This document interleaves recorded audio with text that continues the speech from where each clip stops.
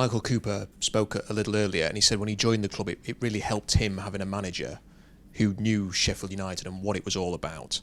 How do you impart your knowledge and experience of this club onto new signings, and can that knowledge and experience help in a week like this? Well, the recruitment part of it, of course, is part data driven, but part feel, subjective and objective as well. So we do our homework on players, and we bring players here who we believe can be a success, and he's certainly been a huge success for us. And we bring players to the football club for days like Saturday. Of course, we would have loved to have gone up automatically, and I've said it consistently. The two teams above us have had an incredible season, and I certainly don't see it as a failure. I know some people think that, but I certainly don't. In terms of the challenges that we've had to overcome right the way through, and we've talked at length in here previously about it. So 92 points wasn't enough. 101 might not have been enough. The way those two have gone about it. So maybe credit to them, and maybe taking a little bit of negativity away from us. I believe, especially with the challenges that we've had to face, and maybe both the other clubs have had big challenges, of course, but maybe not on the scale of what we've had to cope with. But that's it. That's done and dusted. And as I said, we've got an opportunity on Saturday. But these players come to this football club for big days, big games, big occasions, and they don't come any bigger than Saturday. Just one final one on Cooper. He was asked how would he describe his style of goalkeeping, and he said it chilled. Is that resonate? With what he said? Yeah, there? I like and how it. much does it help having a keeper who's quite chilled out? Well, I've gone from one extreme to the other, haven't I, really, in terms of having the lunatic in goal for us for 2 seasons, who was absolutely outstanding, and I love him to pieces. I think he's, for me, the best goalkeeper in the country. Every time I send him a message, I always say England's number 1, how are you? And he always comes back in a positive fashion, and Michael's completely different to it. So, listen, ideally, the job is to keep the ball out the back of the net, is to be calm, is to make big saves, in big moments when they have to, and they've both done that. Michael's contribution to the team this year has been outstanding. It was a smart signing for us, and Michael's grown and grown, and hopefully this is just another step up for him. He certainly can play at the highest level, and that's what we're all aiming to do come Saturday night. Chris Kavanagh's the referee. 193 yellow cards, 7 reds this season. Do you talk to your players about that?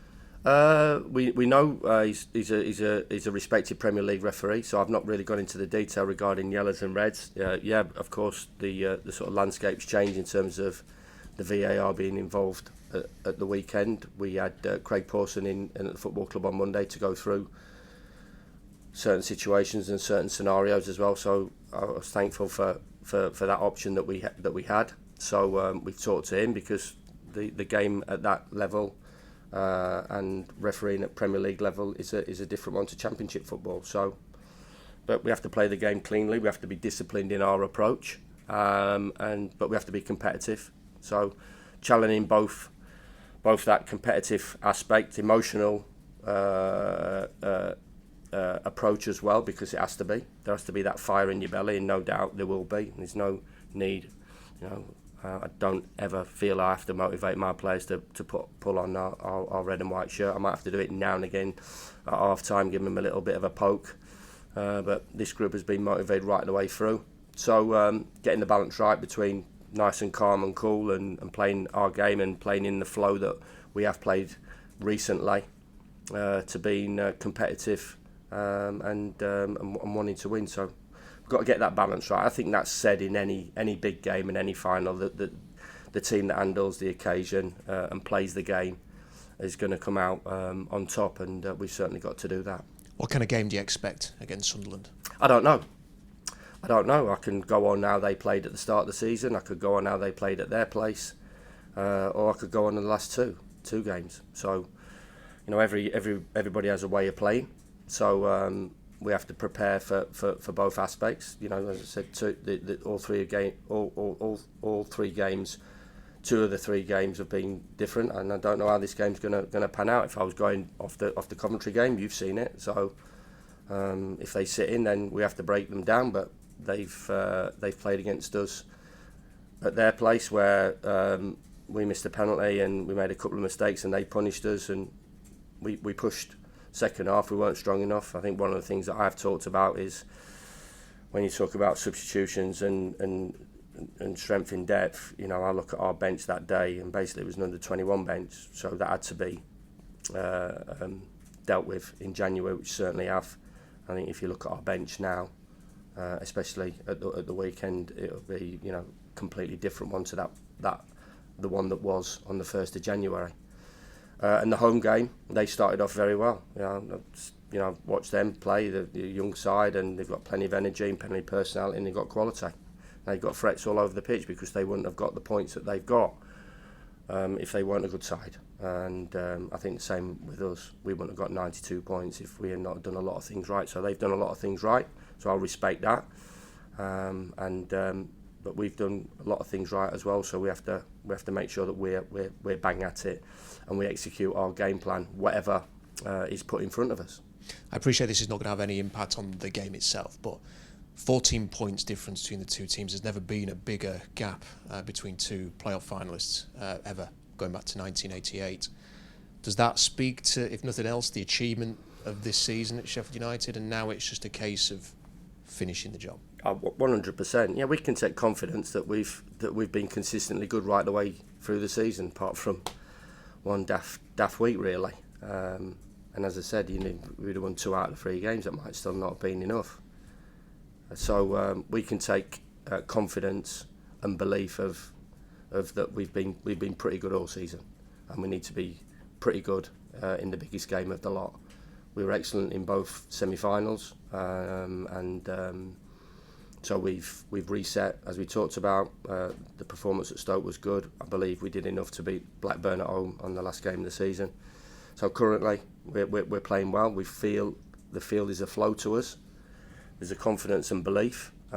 We can keep a clean sheet and we can score. So, and we know we're going to have to be, you know, excellent in a lot of departments on Saturday. And if we did, then it makes our job more difficult. But go and execute that game plan. You know, it's obviously the plan was after the Burnley game to reset, get ourselves right, plan for it, and then go and execute it. And we've executed the first bit. Now we're going to have to execute the biggest bit. Finally, you've had a few, but would this be your best promotion? I think we'll talk about that afterwards, Rob. Every promotion's special, whatever it's been, whether it's the one at Wembley when I was a young manager at Oxford United, and or whether it was, you know, the others that I've had. Everyone has got a special memory, of course, and but we've put ourselves in the position, not just me, but the club. That's the most important thing, the club to get promoted. And off the back of that, you know, I've always there's stories, that people want to talk about certain individuals and players and managers or whatever, and I'll be happy to talk about that afterwards. But knowing that I've got to be a good football manager on Saturday afternoon, we've done well so far, but there's no medals handed out to us because we've been pretty good all season. That'll be happening on Saturday afternoon if we're good. The players good individually and we're good as a collective. And we do the business and get that win that we're all after. As I said, there's an enormous amount of energy around the place. I feel it living in the city as well. I know people want to talk about the negativity of the playoffs, but I've not felt that one bit at all. You know, I think we're close to, if not sold out, which is, I think, testament to the belief that the supporters have got.